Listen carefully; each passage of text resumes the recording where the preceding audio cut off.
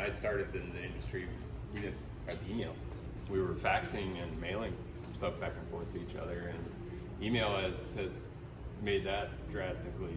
I mean, if the guy's at the other end of the computer, it's instant. And now we're even going away from, there's a paper set of plans right there. There's software out there that is doing away with paper plans. iPad is a critical component for everybody, every manager in the site right now.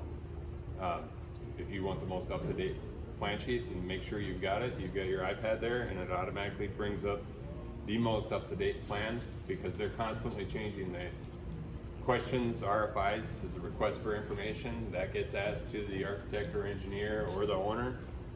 Response comes back, and they'll issue a new plan sheet updating that, so everybody's working off the same plan.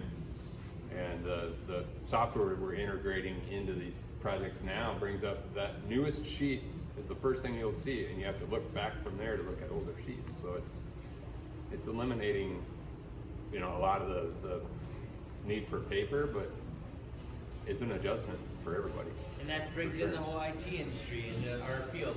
Where you think of a carpenter building a building, and you've got a whole IT department behind it. I mean, if you look at what Blattner's doing out in the middle of some field in Montana, they're building this. They have to have coordination to be able to talk to each other.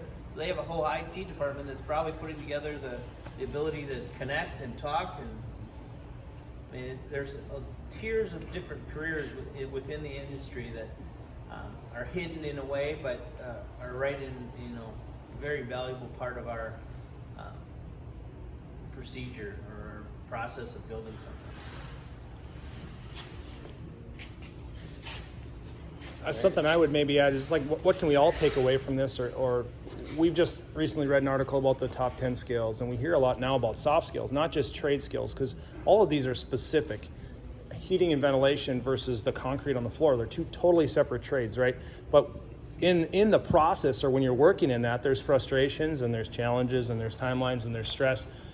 You look at and listen to this environment, it's not that stressful an environment. There's music playing, people are walking around calmly, they have purpose, they know what they're doing, they can see what they did at the end of the day.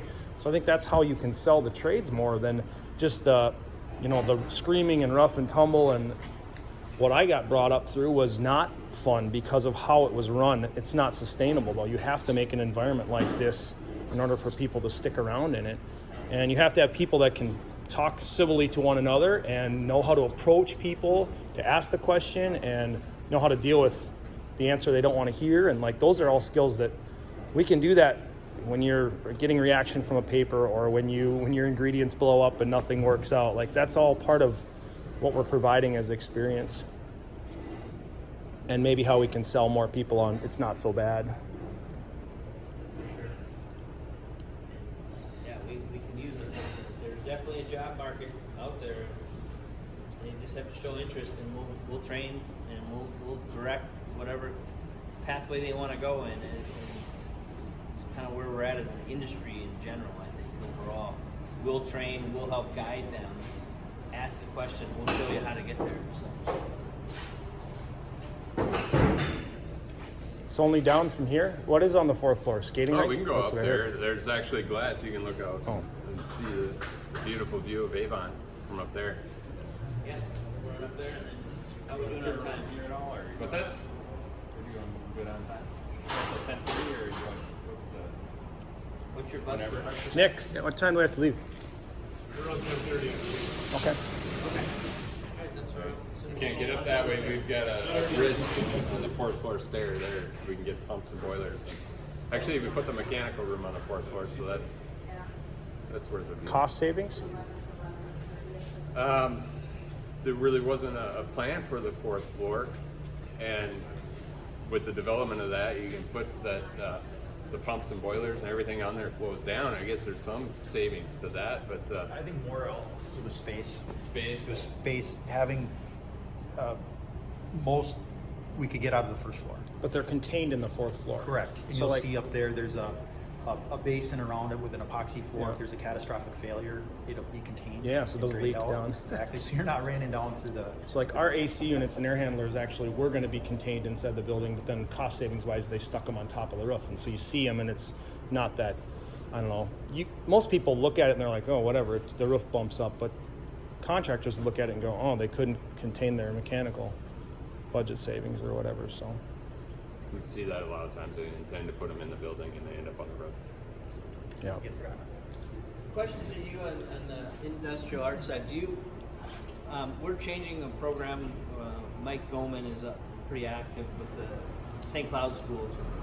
Their carpentry or their woods 1 and 2 is now going to be changed to carpentry 1 and 2, where they're actually they're going from building birdhouses to actual structural walls and some sort of finished product. Ability to teach them how to use tools. They're trying to get it down to 7th and 8th grade where they can start to push. Does that you see that in your kind of field? We moved from Woods 1 and 2 to Construction 1, 2, 3, 4 years ago, probably. Okay. We have 6 sections of construction, 4 intro, 2 advanced. But our 7th and 8th grade, the other side of that is they're actually going to be moving away from that experience entirely because they're going to be more, I would say, robotics, engineering focused, more STEM focused, and just space-wise, with the remodel of the new high school, they're actually interior in the building. So, like, what do you do with them other than put them out in a parking lot? Sure. So we have a good draw right now. I don't know that we're dialed in. I mean, part of the reason I came here is I want to have more of a pulse exactly on how are we directing them? How do we make EPIC more than just a one-day experience? How do we take our curriculum, and we're building, but we're not doing Habitat for Humanity. That's a goal for us program-wise. But there's only 2 tech ed teachers right now, and we're teaching everything under the sun. Sure. So we're optimistic that we get a 3rd person that can focus specifically on construction, and then start to network more. Who was in our office that is now a tech? Remember who the tech ed teacher at or industrial He arts? was over at some point. We had a teacher work with us over the summer and came in and kind of mentored underneath our staff, and then he's back teaching this fall after spending the summer with us and kind of getting a feel for the field side of things and what we needed and parts of the construction process, and that's super valuable. And he was completely excited about it. Is he a student teacher or he's a No, he's a teacher. current teacher? Current work teacher. construction. Yeah, for the summer.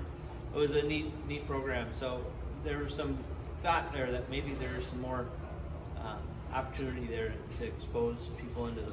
Yeah, if we keep getting the contracts we do, we're going to have to work summer, so it's good to have the construction options. All right, well, let's run upstairs and take a look at that. Any other questions right now? All right, which way we got to go that way? Either way.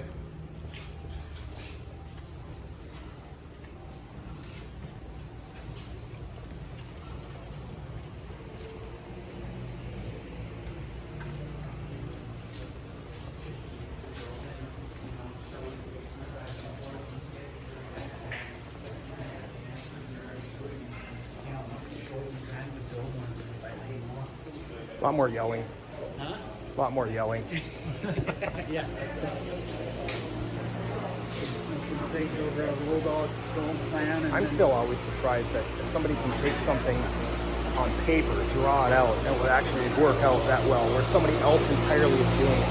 It's not like you're drawing up a plan and then you're going to do it. Yeah. You're drawing up a plan, giving it to somebody else, and then, I mean, they ultimately have to make it work, but it's still, that to me is When I did amazing. stormwater for 3 years, when I was a junior teacher, I Yeah. was shocked at just how disrespectful, like some of the, like the culture of that. Yeah, I mean, very toxic environment. Oh my God! Yeah. The employees just screwed up on kind of a dig, and he absolutely just destroyed the guys that are working in the contractors. And I'm like, I think there's a better way to do that. Yeah. Well, and part of that is those companies shouldn't last, and they don't. I worked for Kiffmeyer Construction for a number of years. It was a toxic environment. They led the industry forever because they worked so fast, but eventually it ate up their entire workforce because it was such a toxic environment. This is before.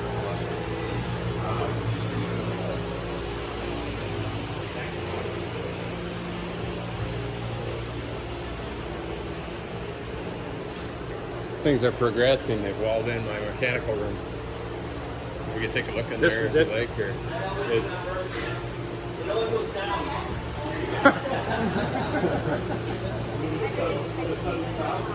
Right.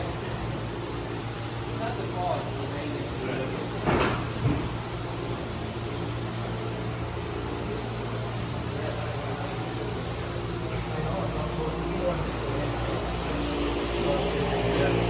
So just as far as construction safety standard goes, like, yep, it's marked off. Sure. It's walled off. He was saying that, I mean, this building, you kind of had to sacrifice the geothermal / 21st century options just because it wasn't pragmatic. Yep. So this, what are these? These are boilers, Okay. hot water boilers, Yep. and then certain pumps. So, I mean, we kind of come full circle. This is the floor, too, that's Epoxy coated. You're going to have obviously an infill there. Yep. You So can if see the little the back boilers break or if we bust a line, it's not right? going down We through have it. multiple drains to catch everything. And we kind of come full circle to realize transfer of energy with the hot water is still a pretty good way to go. Yeah. Because we went away from that when first there, and now we're kind of coming back. And in 2008, the price of gas and oil way different than it is today. So to go back to drilling more geothermal wells, way more expensive. Really? So yeah, so that's why we went to more of a mechanical approach. I wanted to ask you, how much of a learning curve was there with that system to really dial in the building and figure out seasonally, like, how does it respond? Is it, yeah, it's Yeah, not like a forced air where, oh, it's chilly, pump it up. light sensors on the building to read the amount of sunlight Coming into the building to change it over to compensate. cooling quicker. Really? Because otherwise, if you're waiting on the actual ambient temperature, You get sweated out. you get sweated out of there. It's like, yeah. So we did go And through you've got those. so much glass, too. Yeah, right. Yeah. So, yeah, that's pretty big learning curve. And we have Climate Air who does our controls, and they've been phenomenal. And there's another huge industry to get into, Right. all the control stuff. Those guys are awesome. Yeah. So Which I would say that's one of the only areas where when I talk about robotics and programming, it's fun for kids, but it doesn't have a direct, like, you're going to go build robots, but at the same time, automation, control systems, sensors, monitoring, all that comes back to industrial controls. Like, we don't teach industrial controls, we teach robotics, and yet the industrial logic programming world is so much more prevalent out there, I think, than pure robotics. It's just robotics is exciting because you can build something that moves and reacts to what you're doing. So we've struggled a little bit with that because it's super expensive for us to build to teach robotics.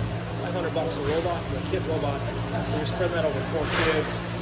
It's not as good of an experience, we don't think, but we can teach construction. You know, some of the things we haven't talked about. We're moving into what we're calling Sabre Solutions or Sabre Manufacturing. We're not the first high school in the state to do this, but to move to a zero cost model, not profit because that's dangerous, but our manufacturing, we have very strong metalworking, engineering. We now have a CNC plasma cutter, laser engraver. We can make a lot of product that has value to other people, and so we're trying to do that and get revenue coming in to offset what it costs running the shop. what tools do you have need to make this happen? What tools? Just from listening, trying to figure out how you can. What else do you need to make that successful? Well, the general connection, I think, I didn't want to put Tim on the spot, but I'm asking the really elephant in the room question, and that is, we're sending kids to these events. The teachers have zero awareness about these events. So if we did a pre-event session with them, here's what you should expect. If we did post-event wrap-ups, what did you learn? What shifted you? What did you take away? What connections or contacts did you follow? Who did you talk to? Because when it's standalone, it's only going to be so effective. You can't, in one day, how much are you going to shift any human? And I think use that tool to come out fired up. Right, and then when we don't even acknowledge that they went, we're like, well, was that somebody's grandchild? And I just started talking about it. And, why don't my teachers talk about this? So it should really be an epic in every classroom. It's like, hey, we went to the event. What did you see there from that? What did they talk about? If it's based, or let's talk about who you know. Because when we talk about the family invite, he's 100% right with trades. I got invited because my brother-in-law said, "I work construction." Well, at the time when I went there, I got this wonderful. Same thing as what they're talking about with their employee. You get an awareness of what is the job like, and what does it take to do it. I'm getting the tour here.